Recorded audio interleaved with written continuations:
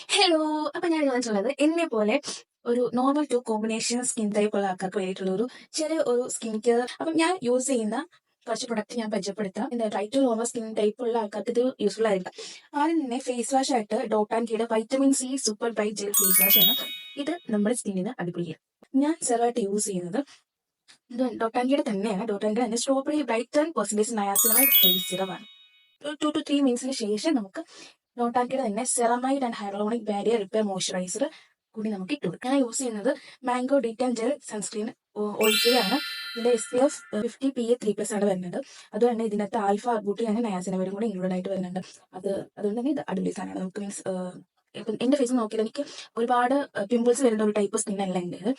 എനിക്ക് ആകെയുള്ള ഒരു പ്രശ്നം വെച്ചിട്ടുണ്ടെങ്കിൽ എനിക്ക് ഈ ഒരു അണ്ടർ ഐ ഏരിയയിൽ ഈ ഒരു ഭാഗത്തായിട്ട് ചെറിയൊരു കളർ ചേഞ്ച്, ഒരു ഡിസ്കളറേഷൻ പോലെ ഉണ്ട്. അത് മാത്രമേ എനിക്കൊരു ഫേസിൽ ഒരു പ്രോബ്ലം ആയിട്ട് എനിക്കുള്ളൂ. അല്ലാതെ എനിക്ക് എന്താ പറയാ, അധികം ടാനായിട്ട് എനിക്ക് ഫീൽ ചെയ്യാറില്ല. പിന്നെന്താ, പിമ്പിൾസ് അങ്ങനെ വരാറില്ല. അങ്ങനെ ഒരു ടൈപ്പ് സ്കിന്നാണ് എൻ്റെത്. അതുകൊണ്ട് തന്നെ ഞാൻ ഈ 4 പ്രൊഡക്ട്സ് ആണ് മെയിനായിട്ട് യൂസ് ചെയ്യുന്നത്. എന്നെ പോലെ സ്കിന്നിന്റെ നേച്ചറും അതുപോലെ തന്നെ സ്കിൻ ടൈപ്പും ഒക്കെ ഉള്ളവർക്കാണെങ്കിൽ ഞാൻ ഈ യൂസ് ചെയ്യുന്ന പോലെ യൂസ് ചെയ്യാം.